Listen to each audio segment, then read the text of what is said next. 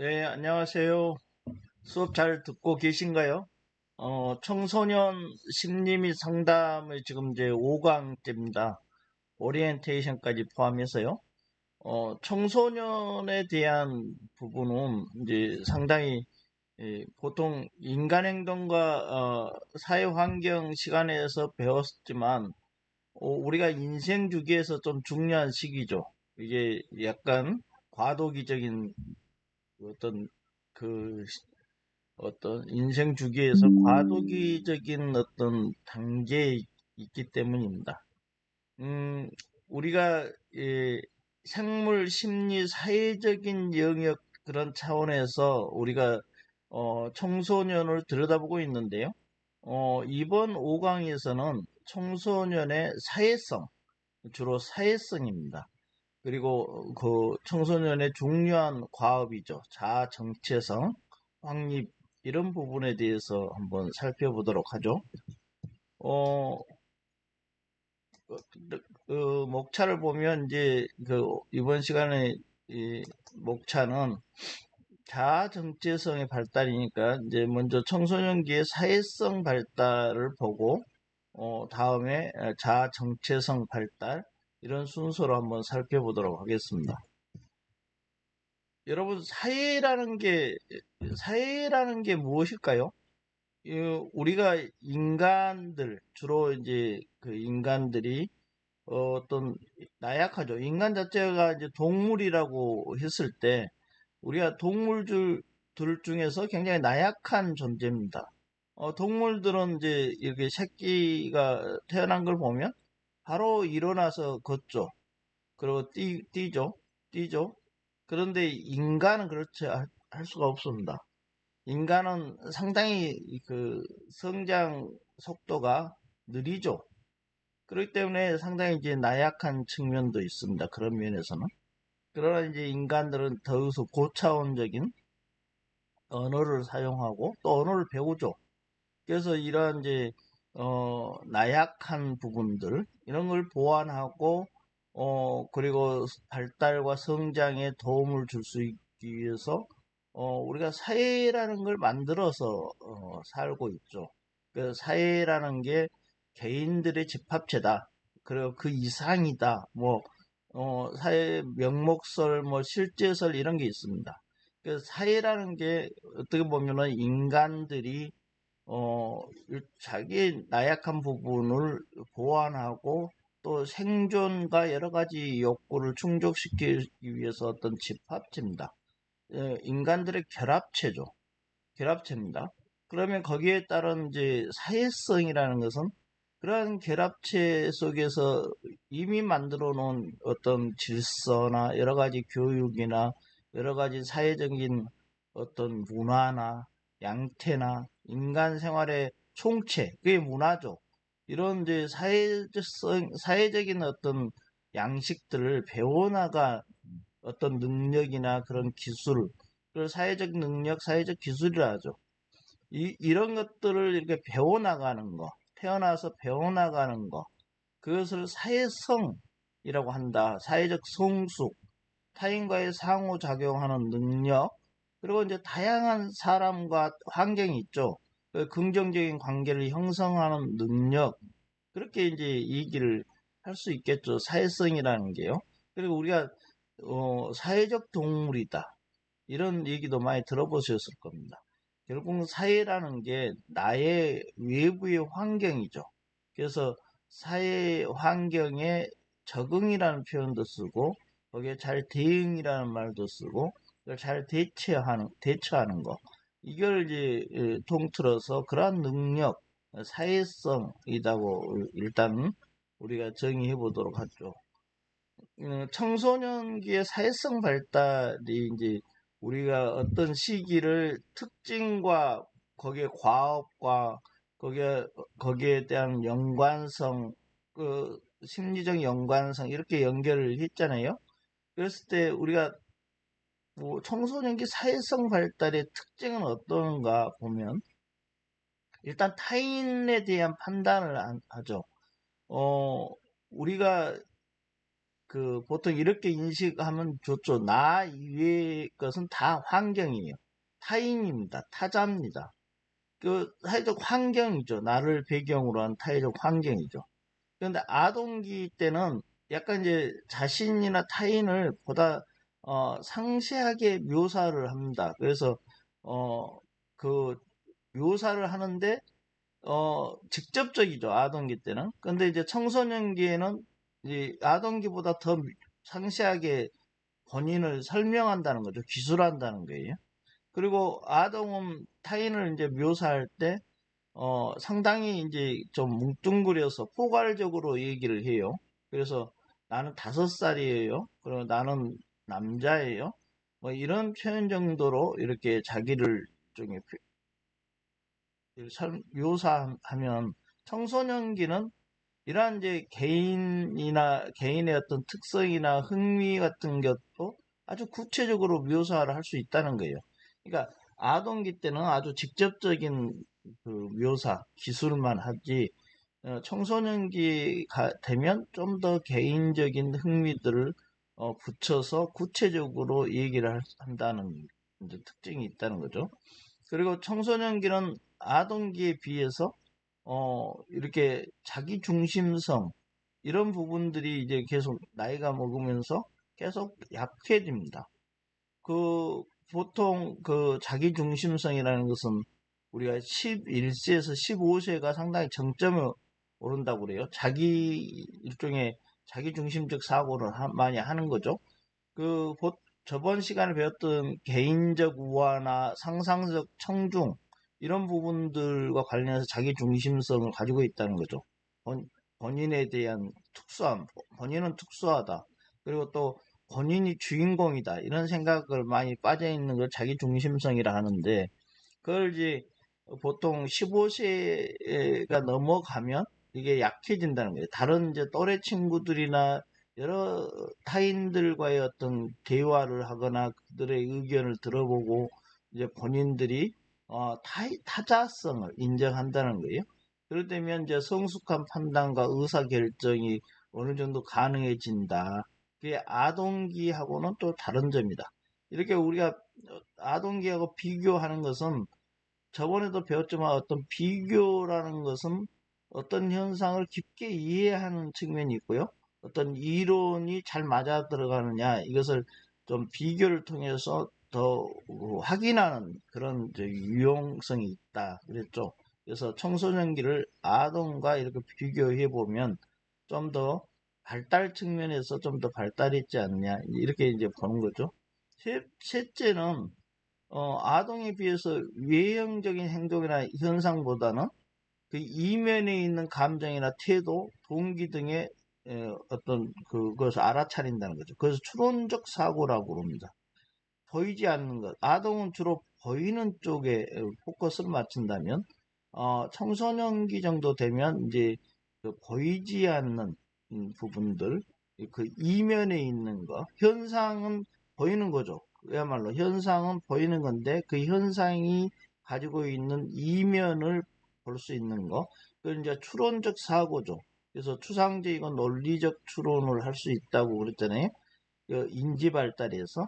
그래서 이제 추상적이고 논리적 추론이 삐아제가 분류해 놓은 것으로 보면 형식적 조작기라겠죠. 그래서 추상성 이걸 가지고 있다. 추론적 사고를 할 수 있다. 그렇기 때문에 이면을 들여다볼 수 있다. 이게 이제 특징이죠. 그런가 하면 이제 타인에 대한 판단에서 우리가 네 번째로는 청소년기는 아동에 비해서예요. 그러니까 청소년기가 성인들 같이 체계적인 판단 아주 잘한다. 그건 아닌데 그래도 아동에 비해서는 청소년기가 되면 체계적 판단을 한다. 우리가 여러분 체계적이라는 용어들이 간혹가다 나오는데 이건 일단 조직화돼 있다. 그 통일된 전체적인 측면을 이렇게 바라볼 수 있다. 그것도 논리적인 구조화된 이러한 조직적으로 구조화된 그 통일된 전체를 바라볼 수 있는 능력. 그래서 판단 능력도 더 체계적이라는 거죠. 이 체계는 인지 발달 능력에서 우리가 이제 보면 저번 시간 봤지만 가능성에 대한 사고가 있었잖아요. 논리적 사고 능력과 2차적 추론 능력이 발달하면 인지 능력이 일관성과 통합성을 가지게 되죠. 이러한 부분들에서 연관해서 청소년들은 아동기에 비해서 체계적 판단을 한다.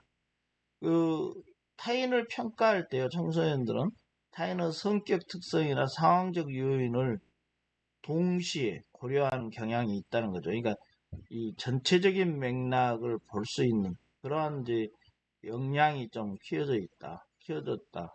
그렇게 볼 수 있습니다. 청소년기의 사회성 발달의 특징으로 보면 사회적 관계가 확대되죠. 당연하겠죠. 이것은 이제 뭐, 여러분들도 청소년기를 다 지나봤지만 아동기 때보다 비해서 상당히 청소년기에는 사회적 범위가 증가하고 확장되죠. 그래서 인간관계도 더 많이 넓어지고 그것을 경험하게 되면 이게 오히려 이제 어떤 한편으로는 다양한 혼란과 갈등을 겪기도 합니다. 그래서 개인적, 사회적 부적응 현상이 나타나기도 해요. 이것은 하나의 이제 부적응적인 측면이고 다양한 확장된 그 관계를 유지하다 보면 자기도 모르게 대인관계 기술을 습득하게 되죠.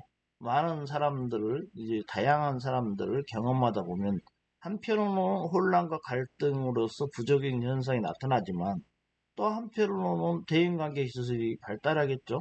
그래서 이제 거기서 오는 만족과 기쁨을 경험하기도 합니다. 그럼으로써 일종의 사회성이 발달하게 되겠죠. 어, 사회성이라는 것은 여러분 한 개인이 다른 사람이나 주변 환경과 관계를 맺으면서 발달하는 능력을 말한다겠죠. 사회성은 여러 가지 관계를 맺는 게 중요하죠. 그것이 나 위에 여러분 개인 위에 타자, 타인, 그 사회로 넓은 의미의 사회로 볼 수 있고 그것이 다른 사람, 다른 주변 환경 여러 가지 그 관계를 맺으면서 여러 가지 사회적 기술들을 익혀나가죠. 그러한 우리가 과정을 사회화 과정이라 하죠. 화는 되어 간다는 의미입니다. 사회화라는 용어가 여러 번 나오는데요. 이게 이제 관점에 따라 다양한 개념으로 이렇게 정의됩니다, 여러분. 사회화는.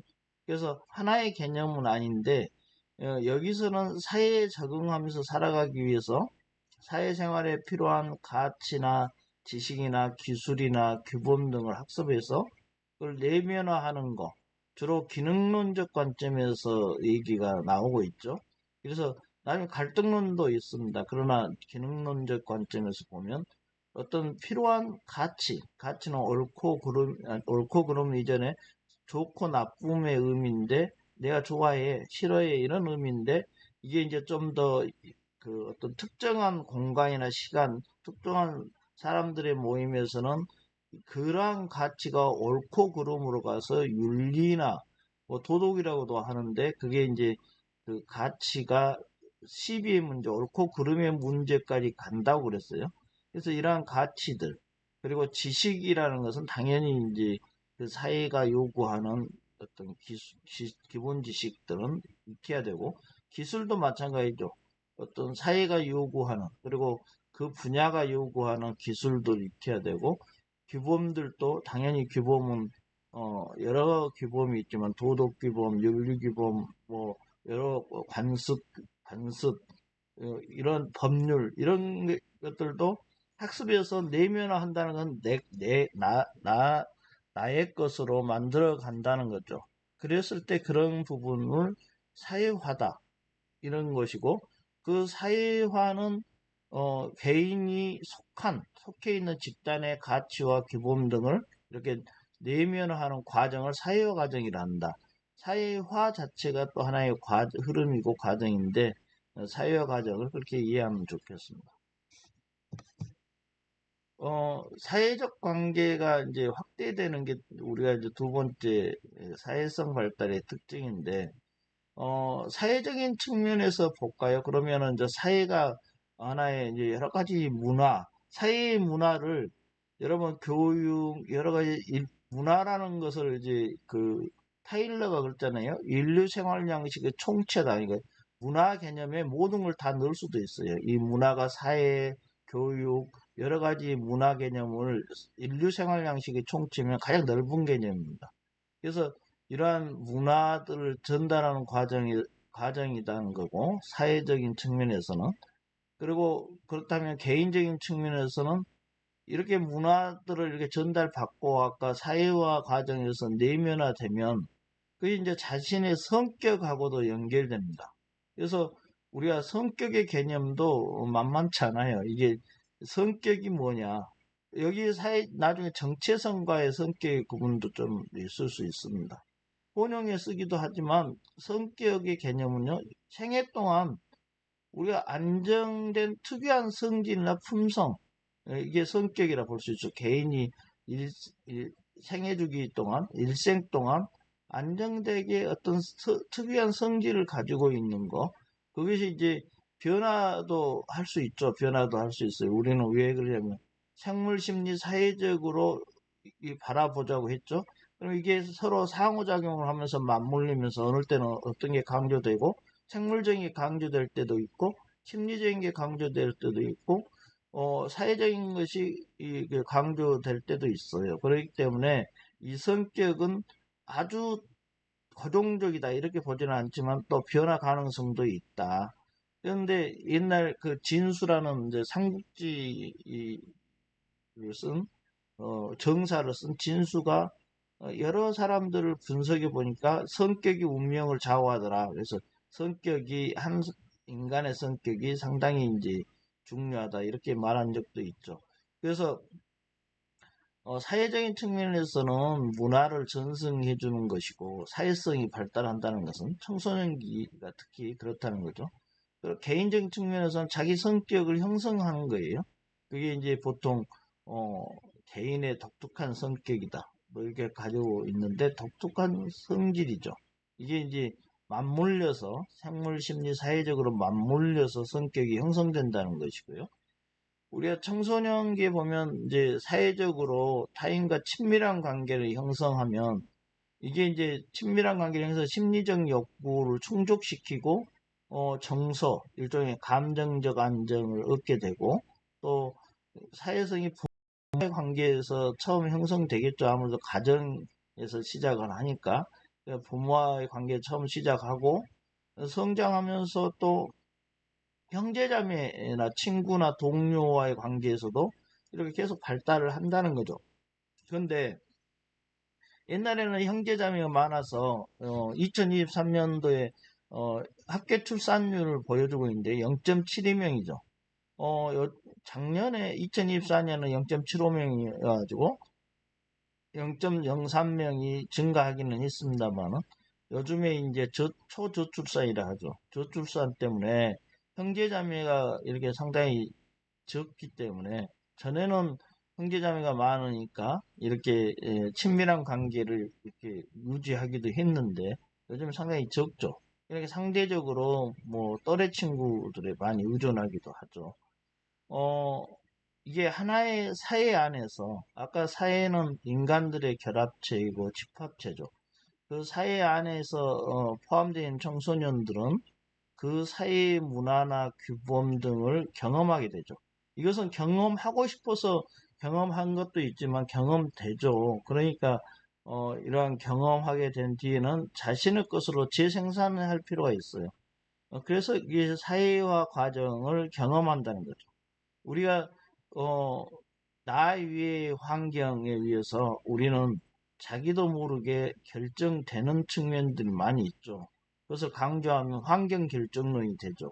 그러나 또 거기에만 온전히 인간의 존재가 온전히 환경에 의해서 결정되지는 않는 측면이 있죠.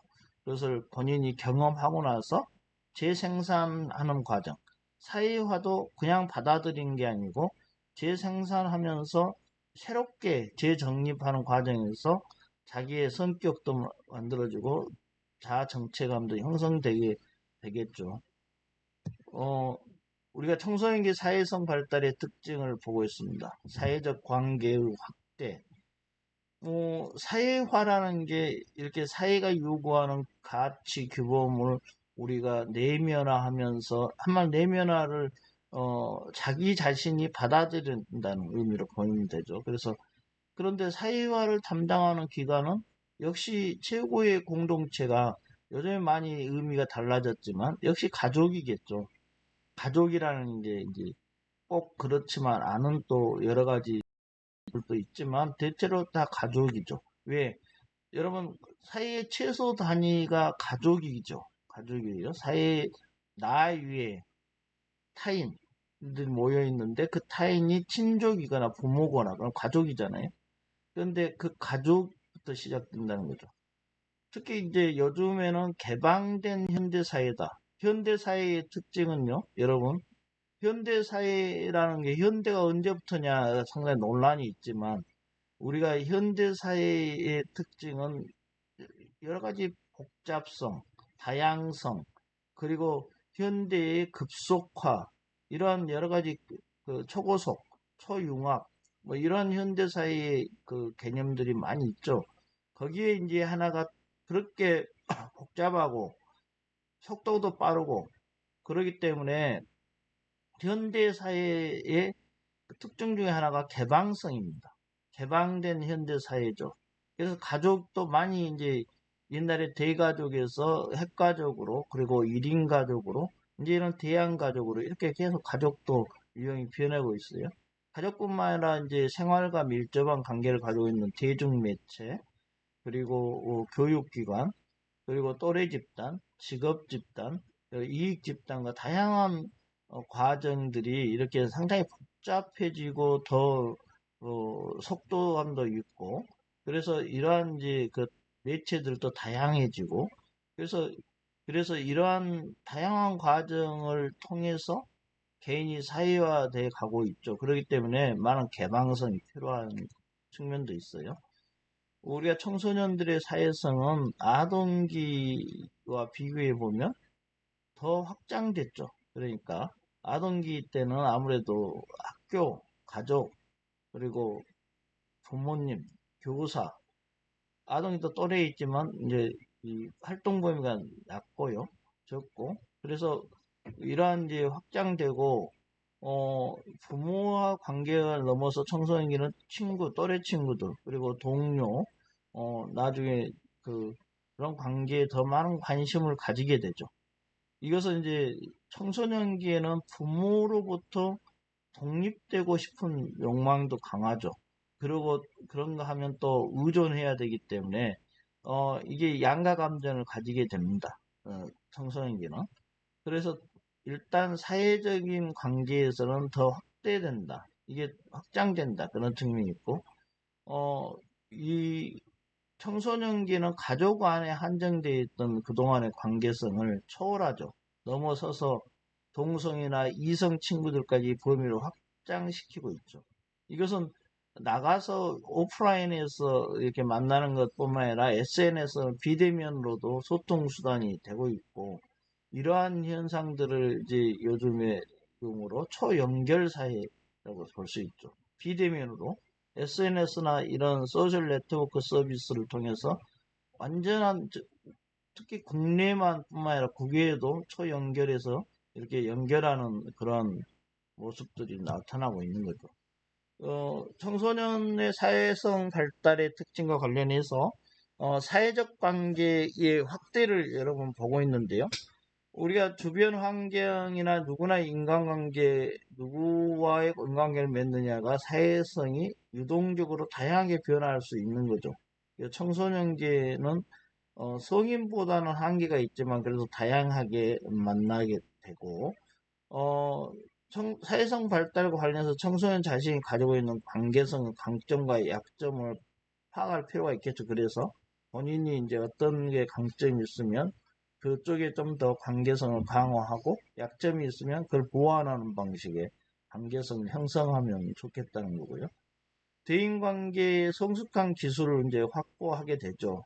청소년기에 다양한 이 관계를 맺으면서 사회적 관계를 맺으면서 그리고 효율적이고 생산적 인간관계를 유지하는 데 도움을 주는 이제 교육과 지침이 상당히 필요하겠죠. 그렇기 때문에 우리가 대인관계 기술을 나중에 이제 뭐 배우기도 할 텐데 특히 이제 자기를 인식하는 게 중요하고 또 개별적으로 이렇게 개별화해서 그러니까 인격을 개별화해서 대우하고 특히 말을 들어주고 또 어떤 심판을 하지 않는 태도, 비심판적 태도를 가지고 또 비밀도 유지해주고 이런 대인관계 기술들이 상당히 이런 것들을 이제 배우는 거 그리고 그걸 경험하는 거 이런 게 이제 중요하고 그걸 교육과 지침으로 프로그램화해서 이렇게 서로 배우게 하는 것도 상당히 유용하다 그렇게 볼 수 있습니다.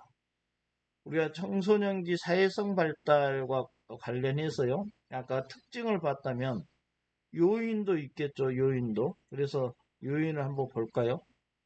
상호 유대감에 대한 욕구가 있다. 그래서 설리반이라는 학자는 인간의 각 발달 단계마다 대인관계 욕구가 변화한다고 그랬어요. 그래서 유아기와 후기 청소년까지 6단계로 나눴고 성인기도 얘기를 했는데 여기서 청소년까지는 6단계로 구분했습니다. 설리반이요. 우리가 이제 자주 나눴죠. 유아기, 아동기, 소년기, 청소년 전기, 청소년 중기, 청소년 후기 이렇게 나누었어요. 보면 유아기는 0에서 18개월까지인데 보통 이제 경험 양식이 원형적이다. 그래서 어머니의 행동 근거를 가지고 본인이 이제 그 뭔가 정확하지는 않지만 독립개체다. 이렇게 이제 인식이 간다는 겁니다. 유아기 때. 아동기 때는 18개월부터 6세 정도까지 아동기로 이것은 이제 누가 나눴냐면 설리반이 나눴다는 거예요. 이런 게 뭐 어디서 어디까지 이런 것이 아주 민감할 필요는 없죠. 아동기를 이렇게 나눴다는 겁니다. 6세 보면 경험 양식이 병렬적이다. 이게 이제 그 언어 능력이 증가하면서 어느 정도 이게 원형적인 테두리에서 좀 벗어나서 병렬적으로 이렇게 본인을 인식한다는 겁니다. 어머니가 있고 나도 있고 뭐 이런 식이죠. 그 소년기는 6세에서 11세입니다. 경험 양식이 이게 이제 통합적이라는 거죠. 이제 높은 사회화 수준을 노출한 거죠. 이제 초등학교 들어가면 많은 것을 이제 학교에서도 배우고 또래 친구들하고 어울다 보면 이제 통합적으로 인식할 수 있는 능력이 생긴다는 겁니다. 그러니까 약간 미약하겠죠. 청소년 전기가 되면 전기를 11세에서 13세까지는 했는데 여기도 경험 양식을 이제 통합할 수 있는 거죠. 통합해서 그리고 안전과 만족의 욕구가 좀 더 그래서 또 특히 이때는 같은 성 또래 친구를 사귄다고 많이 그랬었죠. 이성보다도. 그리고 청소년 중기가 되면 13세에서 17세인데 이때는 이제 성적 욕망도 이제 좀 일어나고 그래서 경험 양식은 역시 통합적으로 경험할 수 있는 어떤 인지 능력이 발달했고 이성 친구들을 좀 이제 동성 친구들하고 분리해서 관심을 갖는 중기 정도 되면 청소년 후기가 되면은 이제 어 17세에서 20세 이 정도까지를 보면 경험 양식 역시 통합적이죠. 그리고 친밀감과 애정 욕구가 이제 통합해서 자아 체계가 통합되고 안정된다. 여기서 이제 자아 개념이 이제 나오는 거죠. 그래서 상당히 이렇게 나눴어요. 대인관계 욕구가.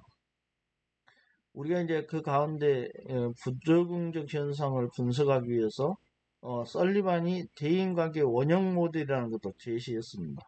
여기 이제 여러분 나중에 이제 이걸 찾아서 한번 본인도 볼 텐데요. 여러분 이렇게 이제 어떤 학자가 제시한 모델 이런 모델들을 가지고 본인을 뭐 비추어 봤을 때 뭐 어떻다 나는 어떤 관계다에 너무 빠지면 안 됩니다. 그렇게 이제 대인관계 원형 모델을 가지고 설리반이 한번 본인의 그 어떤 그 욕구를 어디에 포커스가 있는지를 한번 확인해 볼 수 있는 그러한 이제 모델을 만들었다는 거죠. 벤자민이라는 학자는 이제 세밀하게 조합해서 사회적 행동의 구조 분석, SASB라고 하는 사회적 행동의 구조 분석이라는 걸 만들었는데, 여기도 이제 이런 모형에서 중요한 단위는 이 관계더라, 대인 관계더라, 이걸 이제 얘기한 겁니다. 설리반, 벤자민의 모형에서 대인 관계에 관련된 인간의 반복적 행동이나 태도를 우호성과 독립성으로 이렇게 나누기도 했고요. 관계의 종류가 이제 자기와 스스로의 자기 내적 관계, 나와 타인과의 관계, 나의 부모와의 관계, 부모 상호 간의 관계, 이렇게 나누어서 관계의 종류를 이렇게 나눴다는 겁니다. 타인 측면은 이제 타인의 행동에 초점이 있고, 타인의 발달 단계에 따라서 유아계는 어머니 주로, 아동계는 부모와 교사, 그리고 청소년기는 부모나 교사, 또래 등 이렇게 이제 타인의 행동에 초점을 맞추는데 그 상대방을 이렇게 나눌 수 있다는 거예요. 이건 뭐 상식적으로 여러분도 다 알 거고요. 이 모델의 전제는 세 가지로 설명을 하는데, 인간의 일차적 욕구로 대인간의 유대감을 들었고요. 이 부적응적인 대처는 심리적 행동적 문제를 야기시키고 병리적일 수 있다. 이런 게 이제 전제로 했죠. 대인 간의 유대감이 제대로 안 되면 부적응적 대처는 당연히 이제 심리적 행동적 문제를 야기할 수도 있겠죠. 우호성과 독립성의 축을 기준으로 해서 건전한 관계의 정도를 분류했고요. 누가 그랬다고요? 벤자민이 그랬다는 거예요, 이게. 그래서 건강한 관계 여부를 대인적 관계, 대내적 관계를 나누어서 대인적 관계 역동을 설명했다는 겁니다. 우리가 청소년들 중에 일부는 이제 가정이나 사회에서 받는 기대나 인정이 받지 못하면 거절감을 느끼게 되죠. 그래서 이 거절감은 사회적 거부감으로 보고, 이게 청소년들은 공격성이나 돌발적 행동을 하거나 부적응을 초래하기도 한다는 거예요. 그러니까 이게 그 1차적 욕구인 대인 간의 유대감이 제대로 되지 않으면 부적응적인 문제, 일종의 사회적 거부감으로 해서 병리적인 현상들이 나타난다는 거예요. 공격성, 돌발적 행동, 부적응 처리해야 한다. 이것은 이제 누구나 알 수 있는 영역이죠. 청소년기의 사회성 발달의 요인과 관련해서 두 번째는 청소년기의 사회인지 발달입니다. 저번 시간에도 이건 다 우리가 했죠. 인지 발달에 대해서 했죠.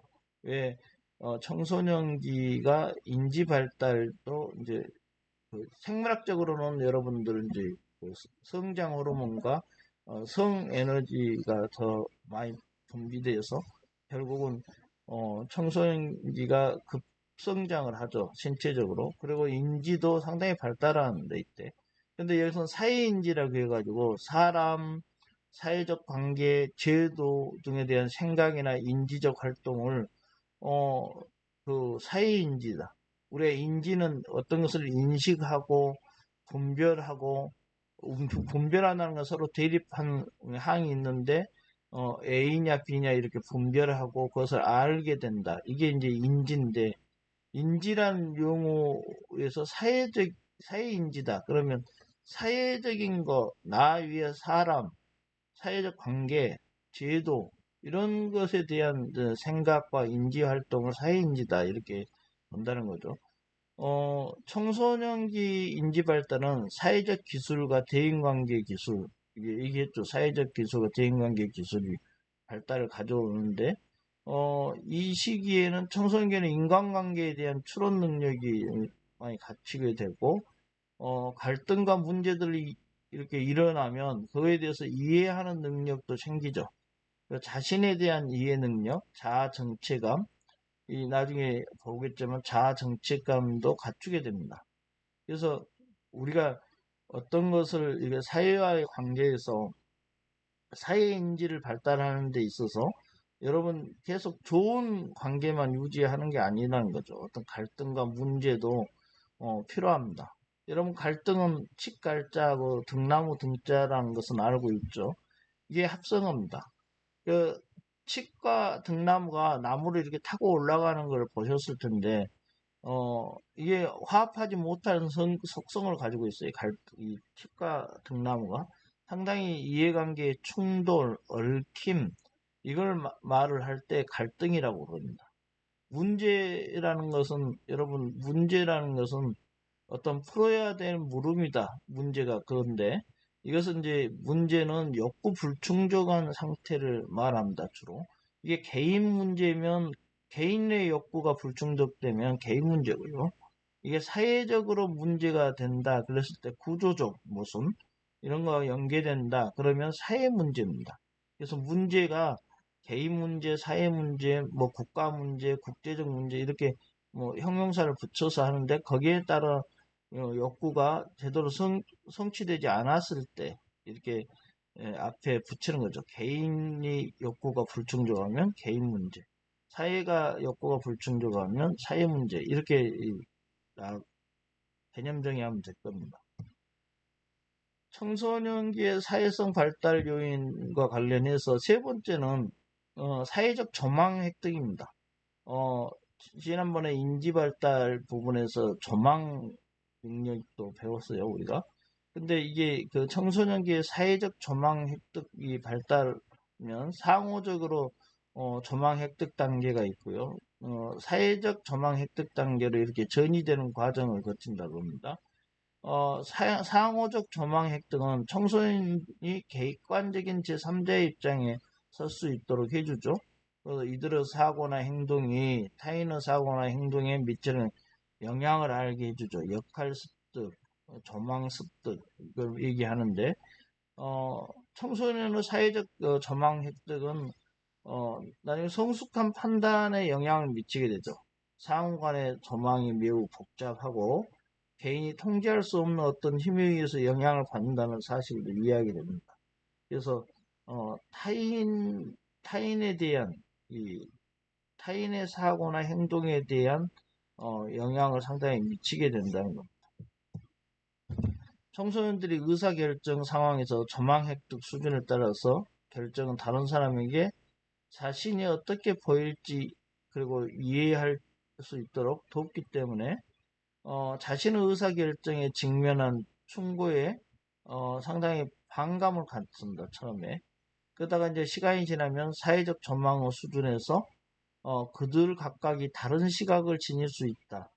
타인의 의견에 대해서 다른 시각을 가질 수 있다는 것을 이해합니다.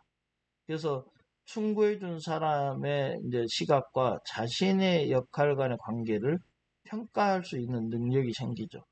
그러면서 이제 사회적 조망 획득이 가능하다는 거죠. 상대방의 의사가 나와 다를 수 있다. 이런 부분에 대해서 제대로 이해를 해야 된다는 거죠. 피아제가 인지발달 모델을 제시했죠. 그리고 그것을 발전시킨 셀만이 사회적 조망 획득 이론을 이제 제시를 하고 있어요. 셀만은 아동이 점차 청소년으로 성장하면서 자신의 입장에서 한 발 물러난다는 거죠. 타인의 입장을 생각할 수 있게 된다는 거예요. 그래서 타인의 견해가 자신의 견해와 다를 수 있다. 타인의 견해를 이해할 수 있도록 이제 발달된다는 겁니다. 이러한 이제 이해라는 게 분별하고 해석하는데, 이해라는 것을 이제 우리가 뭔가를 이해한다. 이게 어려운 얘기입니다. 여러분들도 뭔가를 이해하기 어려운 문제죠. 분별하고 해석하고, 그건 결국 이해한다는 건요, 여러분 좀 더 깊게 생각을 해보면, 이해한다는 게 뭘까요? 여러분도 뭔가를 이해할 수 있는 분야들이 있죠. 전문 분야들이 있어요. 내가 잘한다. 그럼 가만히 생각해 보면 이게 단순히 이건 이거고 저건 저거다 이런 분별하는 능력 당연한 거고 그걸 해석해서 이건 이런 뜻이구나 하고 아는 것까지는 당연한 거지요. 이해한다는 게 뭘까요? 아주 깊게 오랫동안 같이 머무르는 거예요. 거의 함께 사는 거예요. 그래서 여러분 공부하는 거나 이렇게 뭔가를 연구하는 거 있잖아요. 이것도 이것도 어떨 때 보고 어떨 때 안 보고 이러면요, 그 잘 이해가 안 됩니다. 이해했다가도 나중에 이제 그 부분을 온전히 내 것이라고 볼 수 없어요. 내 것이라 하려면 깊게 오랫동안 머물러야 돼. 자주 만나야 돼. 여러분, 자주 가는 길은 아주 편하죠. 그냥 다 알잖아요? 왜 그냥 거기서 사니까. 사는 것은 골목길까지 세세히 다 알잖아요? 시골에서는요, 한 마을에 살다 보면, 다른 집에, 젓가락, 숟가락이 몇 개 있다. 여기서 싸우고 있다. 뭐, 이런 것도 전반적으로 다 알 수 있게 돼요. 왜냐면, 항상 같은 곳에 오래 같이 함께 사니까요. 그래서 그런 감각을 가져야 됩니다. 뭔가를 안다는 거, 뭔가를 이해한다는 거. 그리고 우리가 이런 이제 청소년 심리 상담을 배우고 익히고 그런다는 게 어떤 이론적인 거나 기술적인 거나 적용한 면에서 왔다 갔다 해야 돼요. 그게 함께 사는 겁니다. 여러분 같은 곳을 왔다 갔다 해보세요. 그냥 자연스럽게 다 알게 됩니다. 그래서 그러한 태도, 그게 이제 이해라는 것을 정확하게 아셔야 됩니다. 이해는 그런 것입니다. 뭔가를 배워서 단순히 머릿속에 있는 게 아니고 이해한다. 여러분들이 뭔가를 이해한다는 것은 여기까지 아주 깊게 오랫동안 함께 살면서 그것을 완전히 눈 감고도 다닐 수 있는 길을 찾는 거죠. 그렇게 하면 당연히 되는 거죠. 어, 청소년들이 사회적 인지 발달이 사려 깊고 성숙한 양상으로 판단하고 행동하게 만들 수 있다는 것이죠. 이렇게 사회적 조망 능력. 상대 내가 물러나서 상대의 입장을 이해할 수 있는 능력. 이게 중요합니다. 보통 이제 사회적 조망 능력, 조망 획득은 연령과 관련해서 보면 16세 이전에 어, 그 획득이 어느 정도 일관적으로 이렇게 되고 16세 이후가 되면 각각 약간 개인차를 보인다는 거예요. 조망 획득의 변화는 개인차를 배우고 개인차가 나타나죠. 그 이유는 지능이나 교육이 이제 그런 역할을 한다는 거고 16세 이전의 청소년의 조망 획득에서 성인과 차이가 나죠. 당연히 미성숙한 조망 때문에 미성숙한 판단을 할 수 있죠. 주로 16세 이전의 청소년들은 미성숙한 조망을 할 수 있다. 이런 거고요. 사회인지의 발달은 모든 청소년들에게 동일한 속도와 과정을 이루어지지는 않는다. 왜냐하면 사회적 인지의 발달은 개인적 요인과 각 청소년의 환경에 따라 다르게 나타날 수 있기 때문이죠. 그러니까 그러나 이제 우리가 인간 행동과 사회 환경 인행사에서 여러분들이 배웠듯이 인간 발달은요 생애 주기라는 게 이 정규분포입니다. 이렇게 되죠. 그래서 이 속도와 과정은 다를 수 있는데요. 그 인간 발달은 방향성은 동일합니다. 생애 주기적으로 정규분포로. 그리고 속도와 과정은 개인차가 있겠죠. 왜 그러냐면 우리가 생물, 심리, 사회적 증거틀에 의한 거기 때문에 생물학적인 측면, 심리적인 측면, 사회적 측면이 각각 이렇게 상호작용을 하고 있기 때문에 어느 것이 빠르게 이게 적용되느냐에 따라서 방향성은 같은데 속도와 과정은 다를 수 있는 겁니다. 사회인지 발달뿐만 아니라 다른 발달도 어, 방향성은 같죠. 그러나 속도와 과정은 다를 수 있다. 이런 것들을 알게 되면 좋겠습니다.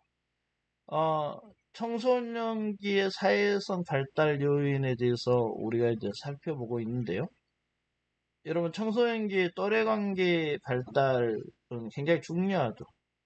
왜냐면 또래, 항상 저번도 얘기했지만, 우리가 가족도 상당히 많이 변했어요. 그리고 또 부모님도 맞벌이를 하죠. 우리가 이 이론을 배우기 전에 우리 가만히 생각하면 청소년기에 거의 그 학교 외에 가정을 들어와도 많은 사람들이 없죠. 가족 내에. 그렇기 때문에 가족의 기능, 이 요즘 세대 사회의 가족의 기능이라는 게 많이 사라지고 가족의 기능 중에 정서 발달 이런 부분들이 좀 남아있죠, 아직도. 그래서 가족은 항상 대양 가족도 만들고 그러잖아요. 가족이라는 개념 이게 상당히 이제 밀접한데 이 청소년기는 또래 관계가 발달을 한다는 거죠. 그래서 또래로부터 많이 배운다는 겁니다. 한마디로 말하면. 패스팅거의 사회 비교 이론에 따르면 대부분 인간은 자신의 의견에 대해서 검증받고 싶어하는 욕구가 있죠. 그래서 다른 사람의 의견이나 태도 등을 기준으로 해서 다수의 사람들이 동의하는 의견을 이 옳은 것으로 판단해 버려요. 이게 맞냐 틀리냐의 개념은 아닙니다. 근데 다수의 의견이 있다, 다수 의견이 있다 그러면 그 옳은 판단을 하고 거기에 동조하는 경우가 많죠.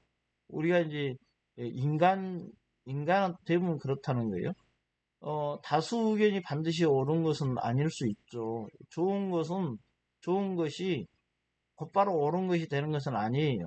그래서 여러분들이 이제 나중에 뭐 정의론도 배울 텐데, 공리주의자들은 최대 다수의 최대 행복이라고 그러죠. 최대 다수가 좋은 것이 최대 행복이기 때문에, 그 이게 열악한 자들을 피해가 볼 수 있어요. 그래서 공리주의 한계죠. 여러분 많다고 해서 그것이 좋은 것이기는 하지만 좋은 것이 옳은 것은 아니라는 거예요. 그리고 많은 것이 반드시 또 좋은 것도 아니죠. 그래서 공리주의적인 한계가 있는 거예요. 나중에 문제인데 여기서도 근데 대부분 이렇게 연구해 보니까 여러 사람들이 좋아하는 것을 옳은 것으로 아예 판단하고 그걸 지지한다는 거예요. 동조한다는 거죠. 이게 이제 현상이 그렇다는 거예요. 사회 현상이. 청소년들은 사회적 비교를 통하여 타인의 행동을 자신의 지표로 삼기도 하죠. 어, 이러한 이제 행동이나 태도가 어, 정체성이나 가치관이 확실히 확립되지 않는 청소년기에 더욱더 강하게 나타난다는 거죠. 그게 이제 다수가 좋다. 특히 친구들끼리 또래 관계, 또래 집단에서 좋다. 그런 것을 무조건 동조해서 따르는 경향이 많다는 거예요. 그것이 옳다고 오히려 또 이제 이게 나중에 보면 착각일 수 있죠. 그런데 그렇게 한다는 거예요. 그래서 사회 현상이 연구해보니까 현상이 그렇다는 겁니다. 청소년기 또래 관계 발달을 보고 있는데요. 여러분 이제, 어, 청소년이 어떤 일이나 사건에 대해서 부정적 판단을 내리더라도 다수가 좋다고 동조하면 따른다는 거죠. 동조한다는 거예요. 그 이유가 이게 동조하지 않으면 따돌림 받죠. 따돌림. 또래 집단에서 괴롭힘도 받아요. 심지어. 그러다 보면 이제 외롭게 되고 거기에 대한 불안감과 두려움이 있기 때문에 대부분 또래 동조성을 나타낸다. 그것이 옳지 않더라도. 그러나 이제 이 개인이 추구하는 신념이나 가치, 행동 양식이 동일하지 않을지라도 소속감을 얻기 위해서 그 집단이 원하는 방식을 스스로 선택하고 관계성을 유지하려는 행동 경향을 가지고 있다. 특히 청소년기에 더 그렇다. 우리가 청소년기 도덕성 발달 요인 중에 하나가 중립적 또래 동조성 그리고 부정적 또래 동조성을 이렇게 나눴을 때 부정적 또래 동조성은 비행이나 범죄로 이어질 수 있으니까 지양을 해야 한다. 우리가 그렇게 봤잖아요. 저번 시간에. 이게 이제 또래 동조성의 장점이자 단점이기도 한다는 겁니다. 그래서 비행으로 나아갈 수도 있고 또 좋은 부분으로는 이렇게 사회성을 배우고 사회성이 발달해 가는데 또래 동조성이 하나의 긍정적인 역할도 할 수 있다. 그런 겁니다. 우리가 이제 또래 동조성을 이렇게 보고 있는데 또래 집단으로부터 관심과 인정을 받고 자신의 소속감을 유지하고 사회적 융통성을 향상시키는 역할을 하는데 또래 동조성이 상당히 중요한 역할을 하고 있다는 거죠. 우리가 청소년 초기에는 동조하는 경향이 특별히 더 강한 시기입니다. 그래서 그 동조 정도가 이렇게 또래 집단에서 지위도 이렇게 형성되고 그 동조하는 정도도 상당히 영향을 미치죠. 후기 청소년기로 가면 이제 초기 청소년기의 급속도로 증가하고 그 이후에는 이제 감소하는데 특히나 이제 일정 수준 유지하기도 하는데 그만큼 이제 후기 아동기로 가면 후기 아동기로 가면 후기 아동기에서 초기 청소년기로 가면 이렇게 이제 그 또래 동조성이 증가하다가 이제 그 이후 나중에 이제 후기로 가면 갈수록 청소년기가 어, 후기로 가면 갈수록 감소한다는 거죠. 그리고 일정하게 유지한다는 거죠. 이것은 이제 또 약간 독립성하고도 관계 있는 거죠. 청소년기에. 또래 동조가 청소년기에 두드러지게 나타난 이유는 아까도 얘기했지만 다른 사람으로부터 인정받고 소속감을 갖고 싶어 하고, 그러면서 따돌림을 안 당하고 싶어 하죠. 그게 이제 이 청소년기에는 더 과민하기 때문이죠. 그런 경우에. 그래서 완전한 이제 자아 정체성이나 그런 이제 본인에 대한 성격이 완전하게 형성되지 않는 상황이기 때문에, 또래 동조성을 통해서, 소속감을 얻고, 거기서 심리적 안정감을 얻고자 하는 측면이 강하기 때문에 그럴 수밖에 없다는 겁니다. 우리가 청소년기의 사회성 발달의 요인과 관련해서 청소년기의 또래 관계의 발달 부분을 보고 있습니다.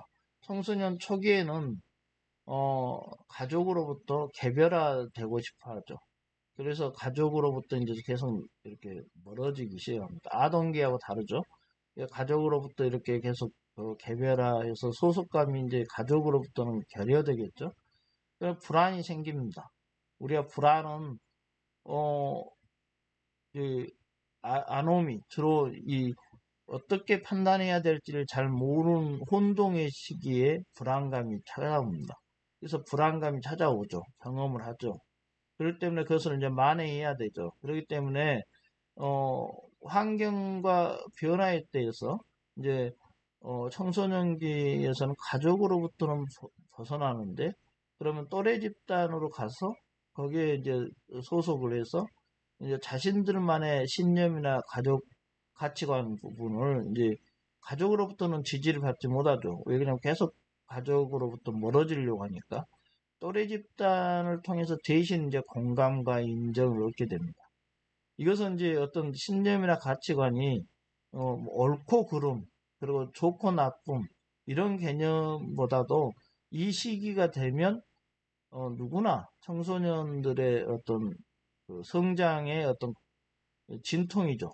가족으로부터는 멀어져. 특히 부모로부터 독립성과 그러면서도 의존되니까 계속 그걸 반항으로도 나타나고 여러 가지 유형으로 나타나죠. 그러면서 가족으로부터는 계속 소속감이 결여되고 그러면 불안은 또 한층으로 올라오고, 그럴 땐 그것을 다른 대안이 있어야 되죠.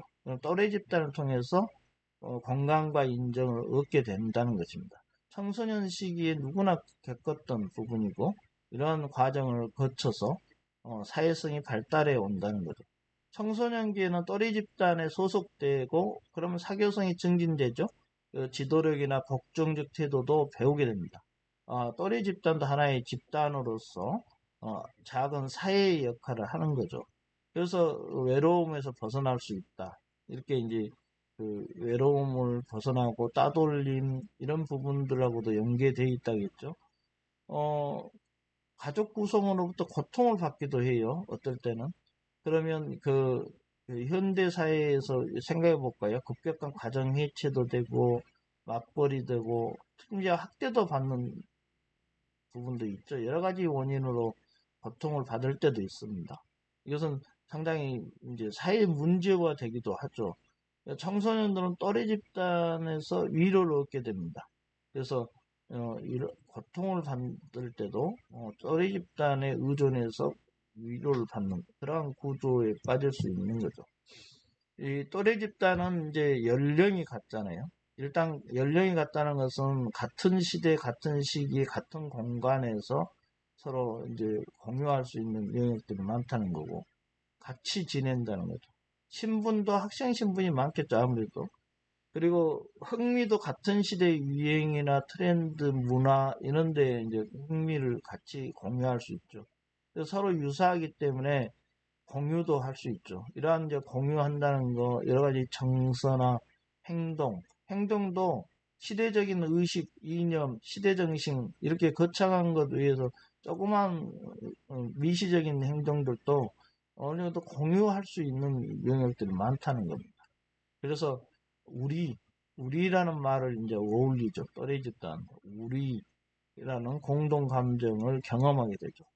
그러면 이제 우리가 꼭 또래 집단뿐만 아니라 우리 어떤 공동체라는 게 공감하고 거기에 대한 감수성이 있고 민감성이 있고 또 소통을 잘하고 또 배려를 넘어서 여러분 함께 공존하는 거, 그러다 보면 존중하는 거, 이런 것들이 공동체에서 상당히 중요한 공동 감정으로 남아 있는 겁니다. 그러면 이제 청소년들은 자신들만의 규칙, 조직, 성원에 대한 기대와 인정 수준이 또 있고요. 평등과 대등한 관계를 유지하려고 하고 동지적 감정이 있을 수 있죠. 그렇기 때문에 이러한 이제 또래 집단의 특성이 있습니다. 그리고 이들은 현재 유사한 단계에서 비슷한 경험을 하고 변화에 적응하고 있기 때문에 소속감이 되고 가족에서 벗어난 소속감의 욕구를 만족시켜주고 또 자아 정체감과 안정감을 확보하는 데도 도움을 주고 있죠. 그렇기 때문에 이러한 청소년기의 또래 관계를 통해서 사회성이 발달하게 됩니다. 두 번째 이제 우리가 볼까요? 청소년기의 자아 정체성 발달입니다. 에릭스이라는 학자가 청소년기의 자아 정체성 발달을 많이 얘기했죠. 에릭슨이 자아 정체성 발달 이론이라고 하는데, 여러분 이론이 뭐죠? 이론이라는 게 어떤 명제 체계입니다. 이론이라는 게 현실을 설명하죠. 논증해 줍니다. 단순한 설명을 넘어서 논증을 해주죠. 그 명제라는 건요, 여러분 참과 거짓의 진리값을 갖는 논리적 문장을 말하는 겁니다. 그래서 이론은 현실을 설명하기 위한 논증체계, 명제체계다, 이렇게 생각하시면 되고요. 자아 정체성의 개념을 보면, 여러분 자아 정체성이라는 것은 자신이 진정 누구인지를 아는 것입니다. 자아 정체성입니다. 자신의 생각이나 감정이나 혹은 행동의 변화에도 불구하고 계속 변하죠. 생각이나 감정이나 행동이 안정되어 있는 자신만의 독특성에 대한 느낌, 이걸 자아 정체성이다. 에릭슨이 말한 자아 정체성의 정의가 있어요. 네 가지 정도로 얘기를 했는데 볼까요? 자아 정체성은 여러 방면에서 뭐뭐로서의 나의 통합감이다, 이렇게 얘기했어요. 뭐뭐로서의 나의 통합감이다, 이렇게 얘기했고, 한 개인은 다양한 지위와 역할을 부여받고, 그리고 이게 지위를 부여받죠. 그리고 정체감은 바로 이러한 다양한 지위에 따른 역할들 간의 통합이다. 집에 있으면 여러분 아버지, 어머니가 되고, 또 밖에 나가면 부장, 대리, 뭐 이렇게 직업에서 그렇게 하고, 또 동네에 오면 뭐 이장이 될 통장, 또 동네의 어떤 봉사위원, 이렇게 한 사람이 다양한 지위를 부여받게 되죠. 그래서 우리가 이제 어떤 지위라는 게 락강은 여러 군데 종속됨으로써 의미를 부여받는다 해서 이게 자발적 소외다, 이렇게도 얘기를 했는데, 우리가 다양한 지위를 가지고 있죠. 그럼에도 불구하고 그러한 다양성 중에서 근데 이러이러한 나야 통합감을 가진다는 거죠. 그럼에도 불구하고 한편으로는 아버지, 한편으로는 회사의 부장, 한편으로는 동네의 통장, 이런 역할을 하더라도 나는 나야. 나로서의 통합감이 있는 거죠. 그걸 이제 에릭슨은 자아 정체성이다, 이렇게 봤는데, 두 번째는 자아 정체성은 과거의 나, 현재의 나, 미래에 있을 나, 이런 연속성과 일관성이 있다는 거예요. 그 여러 가지 살아오면서 과거, 현재, 미래를 살아왔죠. 그런데 일관된 나가 있다는 거예요. 그래서 그 자신의 행동에 신뢰감을 느끼고 자아의 생관적 연속감도 자신과 타인에게 믿음을 주죠. 정신적 안정감도 주고요. 그래서 이러한 삶의 가치를 명료하게 할 수 있는 요인이 되기도 하죠. 아, 나는 이러이러한 사람이야. 이러이러한 게 나야. 이렇게 했을 때 그게 과거에도 그랬고 현재도 그렇고 미래도 그럴 거야. 이러면 계속 신뢰감이라는 건 여러분 신뢰감이 타당성하고는 다른 거예요. 신뢰감은 맞고 틀린 게 아니라는 것을 감각적으로 아셔야 됩니다. 맞고 틀린 것은 타당도라고 그래요. 타당성이 있다. 근데 맞고 틀린 게 아니라 일관성이 있다. 저 사람은 일관성이 있어. 그랬을 때 그 일관성이 신뢰감입니다. 일관성이 있다 해서 그 사람이 옳고 그른 행위를 하는 게 아니에요. 타당한 행위를 하는 게 아니에요. 그래서 신뢰감이 있다 그러면 굉장히 타당하다. 이렇게 바로 가면 안 됩니다. 그래서 그게 중요한 거예요, 지금. 신뢰감이 있다. 그것은 일관성이 있다. 그것이 자아 정체성의 하나의 또 요인이고요. 에릭슨이 지금 본 것으로 말하고 있어요. 자아 정체성 정의 네 가지 중에 셋째는 자아 정체는 주체적 자 I라는 게 있고 객체적 자 Me라는 게 있는데 그 조화를 이룬다는 거예요. 그리고 자신의 존재감을 인식하고 타인과의 원만한 관계를 발전시키는 상태 이걸 이제 자아 정체성이라고 그래요. 주체적 자가 지나치게 발달하면 어떻게 되겠어요? 타인을 의식하지 못하겠죠. 자신만 몰입하는 자아도취적인 사람이 되죠. 그런가 하면 객체적 자아만 지나치게 발달하면 타인의 눈치만 보겠죠. 자아를 상실하죠. 그리고 타인의 생각이나 행동, 생활까지도 모방하고 추종하는 자가 됩니다. 이 낙당은 그렇게 얘기했죠. 타인의 욕망을 욕망한다. 이렇게 얘기하죠. 이런 부분들. 이미 타인한테 다 맞춰져 있는 겁니다. 그러기 때문에 주체적 자아는 없어지죠. 그래서 서로 좋아하는 게 좋은데, 자아 정체성은 주체적 자아와 객체적 자아 간의 조화다. 이렇게 또 보기도 하죠. 오늘 1교시는 여기까지 보도록 하고요. 수업 듣느라 고생이 많으셨습니다.